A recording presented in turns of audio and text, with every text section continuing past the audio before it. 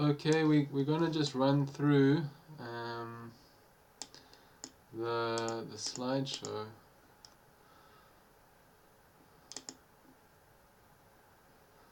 Slideshow settings. I want it to only be on one page.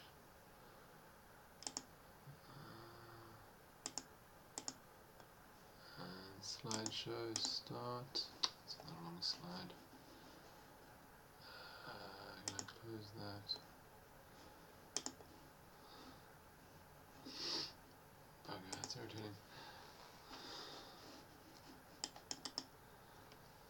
Oh, come on. This guy, let me put him there. And then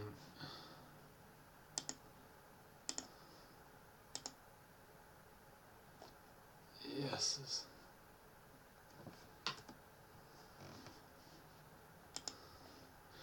Okie dokie.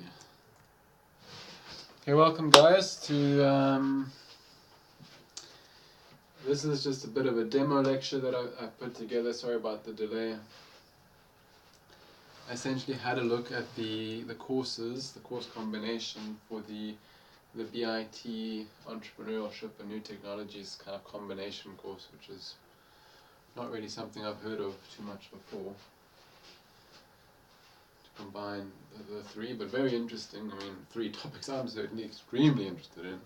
I am an entrepreneur. I've taught BI and I've taught IT. I am still teaching IT. I'm also in IT.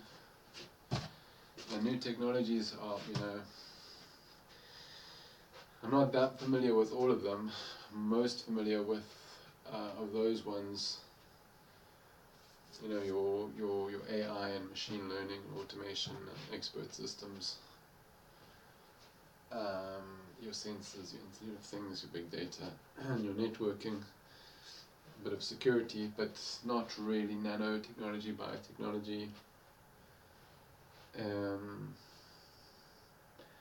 Space technology, robotics. Passing, I read about them. I'm interested in them. I follow them up. I've spoken to them.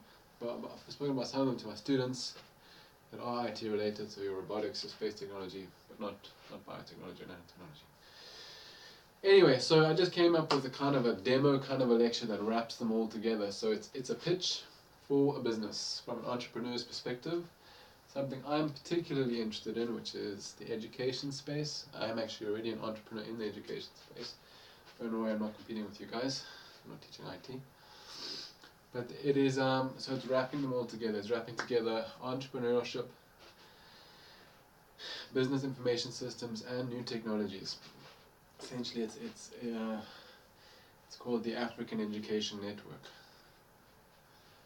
And what it is, it's connecting all schools in Africa, or a whole lot of schools in Africa, onto one network. That's part of it, massive data system, and an automation of learning and implementing new technologies in the learning space and products. Okay, a bit about the business. So if we're going to be providing a service or a product, someone's got to pay. The private schools would be the private schools themselves. Could also be corporate sponsors, it could be school governing bodies, or governments. Someone's got to pay. This is what is known as the difficult part, making the sale. Pretty important. So, not only, it's not a once-off thing, it would be a maintenance. It would be like a subscription model. And it would include training and maintenance. It's a lot about resource sharing. It's a lot about automation. And other than your AI and your machine learning and your BIT, Internet of Things and sensors, I've also implemented other the new technologies within this. We've got a map of Africa, implement networks,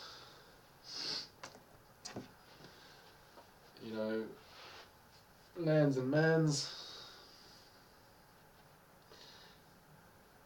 It's very basic. It's a very basic graphic, but what I'm talking about here is just trying to show, we can have one school or a couple of schools connected, or we can have a grid of thousands of connected schools. We all know that many is stronger than one, and let's be honest, if we can work together, we can get more done with less resources. We can share the strengths of one another. And so really this correlates directly with your information technology. I mean, it's just like a business. This could be a Spar, it could be a Woolworths, it could be a Standard Bank, pizza place. They're sharing data, they're sharing communications, sharing resources, but definitely a lot of shared data. So it's also, a metaphorical to any kind of an organization's collecting and centralizing data for the purposes of business intelligence, data warehousing, etc. So data, we'd have to have these massive server racks and just all this knowledge. Imagine having every African student on your database, all their activities. I mean, imagine what we could find out, and we can absolutely bring in our sensors and our Internet of Things into this. Imagine the discoveries we could make, and we could, that data could be used by governments to optimize the money they spend to make their interventions far more effective based on information. So it's just like, we can compare, we want to get from where we are now, we want to get to Hermanus, alright? One of us gets a map, one of us doesn't get a map. The guy with the map, that's metaphorical for the guy who's got accurate information. He's going to get there quicker. We need information. We can get to Hermanus without a map, but it'll probably take a lot longer. It'll take a lot more petrol. It'll be a lot more expensive. There's risks as well, I suppose. So that's the data warehouse I was talking about. Just got some data visualizations there, deriving information, asking questions, and showing the centralized nature. The more data, well, not necessarily, generally the more data, sort of the more useful it is. Okay, just gonna change topic quickly. This is now related to data, but this is not so much on collecting information on statistics for use for business intelligence. This is data now for automation. So this is essentially replacing the teacher, replacing the tutor. We've got expert systems now that are using data. Just like Amazon or YouTube recommends things to us, it's automated based on its information. We would have sort of essentially AI teachers. Doesn't necessarily mean it's a simulation of a human being, just that there is a degree of automation, a degree of personalization. Saving time, saving money. That's just to put a humanoid face on it, but it's not necessarily humanoid. Okay, renewable energy, plonk them on the roofs of schools, and they can charge electric school buses. Why not? Why not? It's not an area I'm an expert in at all, but it's getting cheaper every day, so I definitely approve. For the African context, this is big business, no question. It's happening in Kenya. People are charging your phone for you. You can rent out a mini solar panel for your home, pay with airtime, 5 cents a month or something, or a day or whatever it is. That's big business for Africa. We got the climate, we got the conditions. We can skip the massive grids they have got in the rest of the world.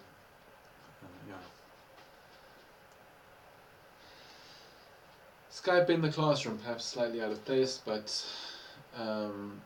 this is just pointing to new technologies in the classrooms. You need a reliable network. So that could then be one teacher teaching amongst many, many schools. We've got the best teachers who've had the most time to prepare for lessons, broadcasting not to 30 kids but to 30,000 kids. Tablets, that's just the implementation of new technology. They must have operating systems, must be secure. Space technology, okay, so I've included sort of some other topics. I don't have graphics for the others, but space technology, nanotechnology, biotechnology, digital manufacturing, robotics. These are kind of advanced topics that kids could do in a sort of a science class context or after school in partnership with probably universities, but once again far more practical for multiple schools sharing resources to have access to these kind of learning opportunities than for one school. I mean, imagine some rural school getting an opportunity to work on a CubeSat like this, like they're building at some of the South African universities and have built. But once you're part of a network of thousands of schools, why wouldn't you have access to that? Even if it's remote, so it might be via Skype or video conferencing, it might be in a simulated environment, but there would still be some sort of involvement from you know, ideally the universities themselves or some sort of a space agency or scientific agency. I don't have a slide for this, but certainly your augmented or virtual reality is a method of learning. I mean, it is a proven method of learning already, and I would say it's not as good as hands-on, but once again, those type of tools could be shared amongst thousands of schools. The Internet of Things, it's really just going over sensors and data that I mentioned before. Security, yeah, so that's really pretty much it for the moment. Subscription model, just to close off the business side of things, we'd have to train lots of staff. Yeah. Thank you very much. Namaste.